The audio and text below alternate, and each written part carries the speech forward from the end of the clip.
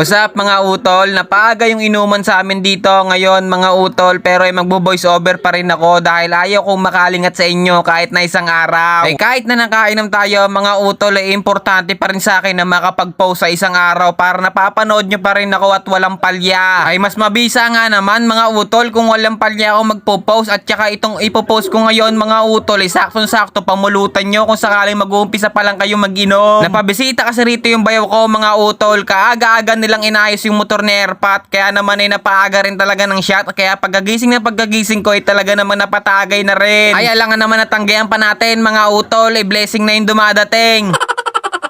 Pero kahit na ganoon mga utol, tumakas pa rin ako sa tagay para man lang makapag-voice over at makapag-post ako ngayong araw para meron kayong mapanood. Ay kahit na anong mangyari mga utol, kayo para nang mas importante sa akin, kaya naman kahit na medyo amats-amats na, mag-voice over pa rin ako.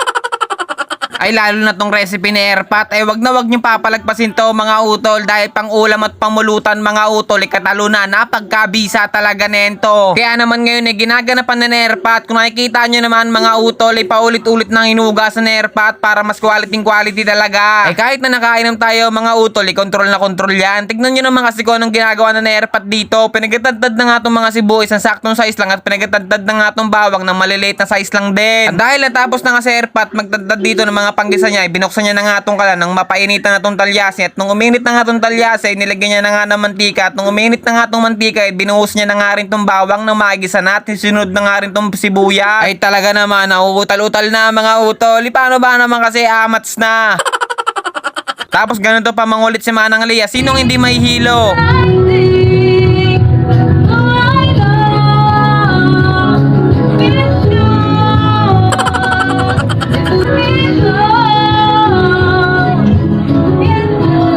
Nahihilo na ako.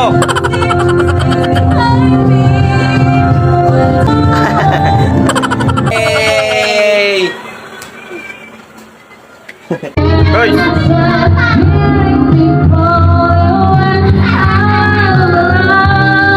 Ay talaga naman, napagkakulit na talaga ni Manang Lia ngayon, kaya naman binuksan na ni Airpat tong recipe niya para lagyan ng mga pampalasa tulad na itong pamintang pino, magic sarap, nor cubes, tsaka itong mga tomato sauce bago lalagyan na ni Airpat na itong patis para naman magkabisa-bisa kahit papaano. Pinormahan nga lang na Airpat at mukhang nakukulangan pa nga sa kulay pula, kaya naman nilagyan pa ng konting tomato sauce para naman pulang-pula kahit papaano. Ay talaga naman, hindi pa nakukompleto yung sangkap mga utol, napagkabisa na. Nilagyan na nga rin ni Airpat ng asukal na magtansya yung alat tsaka tamis. Nilagyan na nga rin ni Airpat ng tubig mga utol na magkaroon ng sabaw, at pinormahan nga lang ng kaunti, tsaka hinulog na nga tong carrots tsaka patatas. Syempre hinalo-halo nga lang ni Airpat para lahat ng pampalasang inilagay ay mag-combine, at mamaya-maya nga lang inihulog na nga rin ni Airpat tong bell pepper. Ay sa mga oras na yan mga utol, sa amoy pa lang ay gugutumin ka na, kaya naman tatakpan na muna ni Airpat yan ng mapakuluan, at nung kumulo na nga nilaglagan na nga ni Airpat yan ng mga labuyo ng mahusgan na. Kaya naman ihipa na muna ni Airpat yan ng hindi mapaso, at pagkatikim talaga naman double okay ka. Tignan mo ng mga singitsura mga utol, kung ganyan yung handaan sa may birthday yan, baka may take out ka pa.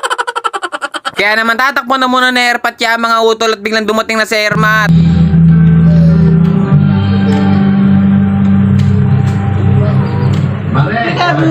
Oh, ano ko ba? Pumayag na ako pag-ibig pa ako eh. Malaki na rin naman ang binayad sa akin. How do you do? Parang buhay sa ibang lugar.